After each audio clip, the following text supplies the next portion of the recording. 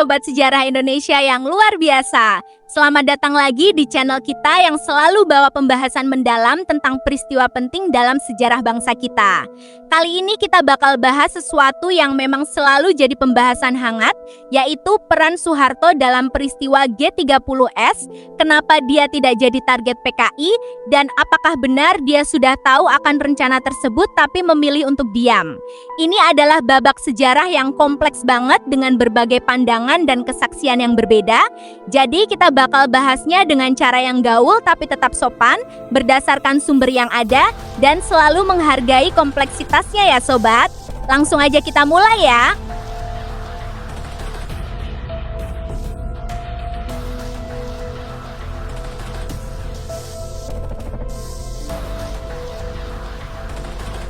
Oke sobat, sebelum kita masuk ke inti pembahasan tentang Soeharto, kita perlu tahu dulu sedikit latar belakang peristiwa G30S dan siapa Kolonel Abdul Latif.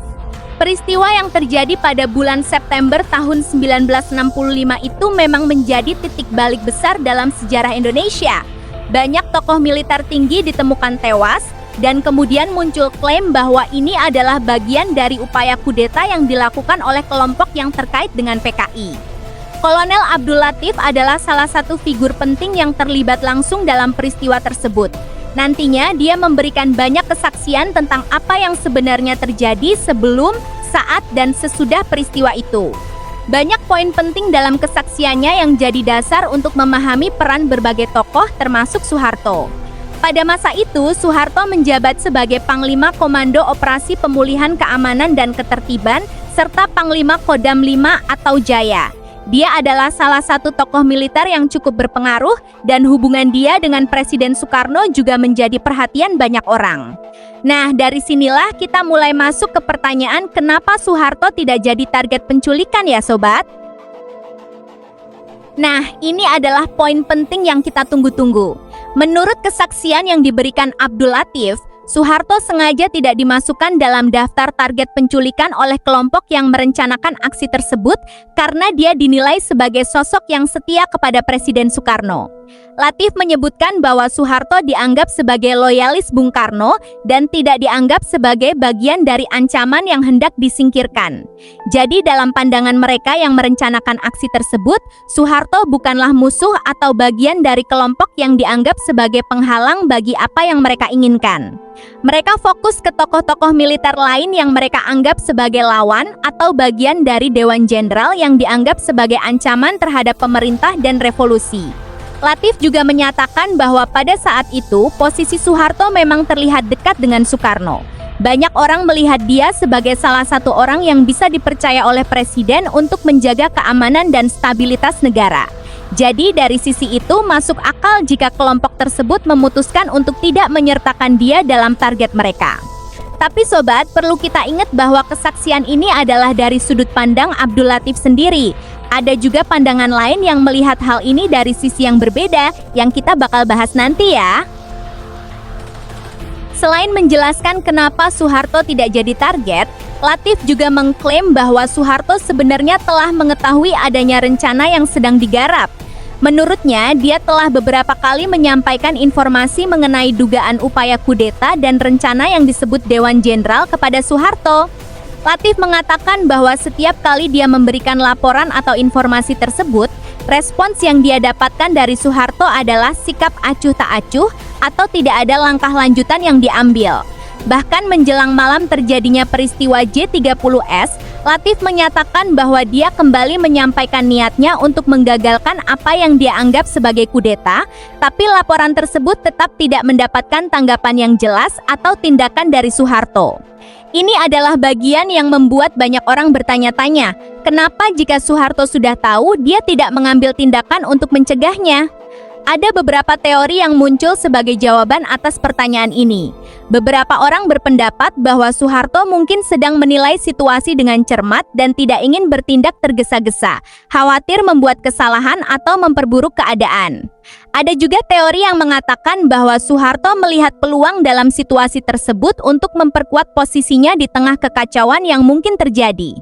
Tapi perlu kita tekankan ya sobat, ini hanyalah teori dan kita perlu melihatnya dengan objektif berdasarkan bukti yang ada. Untuk memahami mengapa Soeharto mungkin bersikap pasif meskipun sudah mendapatkan informasi, kita perlu melihat konteks politik dan militer pada masa itu ya sobat. Masa 1960-an adalah masa yang sangat kompleks bagi Indonesia. Ada ketegangan antara berbagai kelompok politik, termasuk antara militer dan PKI, serta berbagai kepentingan yang saling bersilangan. Salah satu perspektif mengatakan bahwa Soeharto mungkin sedang dalam posisi yang sulit. Dia perlu menjaga hubungan baik dengan Presiden Soekarno yang pada saat itu memiliki hubungan yang cukup dekat dengan PKI. Jika dia terlalu cepat mengambil tindakan terhadap kelompok yang terkait dengan PKI, bisa jadi dia akan mendapatkan tentangan dari Soekarno sendiri. Selain itu, mungkin Soeharto juga belum memiliki bukti yang cukup kuat untuk mengambil tindakan. Informasi yang diberikan oleh Latif mungkin masih bersifat dugaan, dan tanpa bukti yang jelas, sulit untuk mengambil langkah yang tegas yang bisa berdampak besar bagi negara. Ada juga pandangan yang mengatakan bahwa Soeharto sedang membangun kekuatan dan dukungan di balik layar, sehingga ketika saatnya tiba, dia bisa bertindak dengan efektif. Tapi sekali lagi, ini adalah perspektif yang perlu kita lihat dengan hati-hati dan berdasarkan sumber yang ada. Setelah peristiwa G30S terjadi dan tokoh-tokoh militer tinggi ditemukan tewas, situasi negara menjadi sangat tidak stabil. Pada saat itu, Soeharto muncul sebagai figur yang bisa membawa stabilitas. Ia tampil sebagai pemimpin yang dianggap berjasa dalam penumpasan kelompok yang dianggap sebagai pelaku kudeta, terutama yang terkait dengan PKI. Dengan peranannya dalam menstabilkan negara pasca peristiwa tersebut, Soeharto memperoleh legitimasi politik yang besar. Banyak orang, baik dari kalangan militer maupun masyarakat, melihat dia sebagai sosok yang bisa dipercaya untuk membawa Indonesia keluar dari kekacauan. Dari sinilah pengaruh dan kekuasaannya terus bertambah. Ia mulai menjabat pada berbagai posisi penting yang semakin memperkuat kekuasaannya. Tahun demi tahun, posisi Presiden Soekarno mulai melemah akibat berbagai faktor. Dan akhirnya pada tahun 1967, Soeharto resmi mengambil alih kepemimpinan nasional dan menggantikan Soekarno sebagai Presiden Indonesia. Proses ini tidaklah mudah dan melibatkan berbagai dinamika politik yang kompleks. Banyak faktor yang berkontribusi pada kenaikan Soeharto menjadi presiden, termasuk situasi pasca G30S, dukungan yang dia dapatkan, serta kebijakan yang dia lakukan untuk mendapatkan kepercayaan dari berbagai pihak. Sobat, sampai di sini kita sudah melihat berbagai aspek tentang peran Soeharto dalam peristiwa G30S. Dari kenapa dia tidak jadi target, hingga bagaimana posisinya semakin menguat pasca peristiwa tersebut. Yang paling penting kita pahami adalah bahwa sejarah ini sangat kompleks dan tidak bisa dijelaskan dengan satu pandangan saja. Ada banyak faktor yang saling berkaitan, mulai dari hubungan antar tokoh, situasi politik dan militer pada masa itu, hingga kepentingan yang berbeda-beda dari berbagai kelompok. Kesaksian Abdul Latif adalah salah satu sumber penting yang membantu kita memahami peristiwa tersebut. Tapi kita juga perlu melihat sumber-sumber lain untuk mendapatkan gambaran yang lebih lengkap. Penting juga bagi kita sebagai generasi muda untuk mempelajari sejarah ini dengan cara yang objektif dan kritis. Kita perlu menghargai bahwa setiap orang bisa punya pandangan yang berbeda tentang peristiwa ini. Dan itu adalah bagian dari proses memahami sejarah yang sebenarnya. Dengan memahami sejarah yang kompleks ini, kita bisa mengambil pelajaran berharga untuk masa depan bangsa kita. Nah, itu dia sobat pembahasan tentang Soeharto dan peristiwa G30S. Mulai dari kenapa dia tidak jadi target PKI, hingga bagaimana posisinya semakin menguat pasca peristiwa tersebut.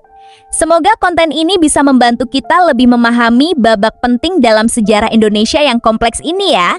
Ingat ya, sejarah bukan hanya tentang fakta-fakta saja, tapi juga tentang memahami konteks dan berbagai perspektif yang ada. Kalau kalian punya pendapat atau pemikiran lain yang ingin dibagikan, jangan sungkan buat komen di bawah dengan bahasa yang sopan dan penuh rasa hormat ya. Jangan lupa like video ini, subscribe ke channel kita, dan bagikan ke teman-teman yang juga suka belajar sejarah Indonesia. Channel ini aman monetisasi loh, jadi dukungan kalian bakal bantu kita terus buat konten yang edukatif dan mendalam tentang sejarah bangsa kita.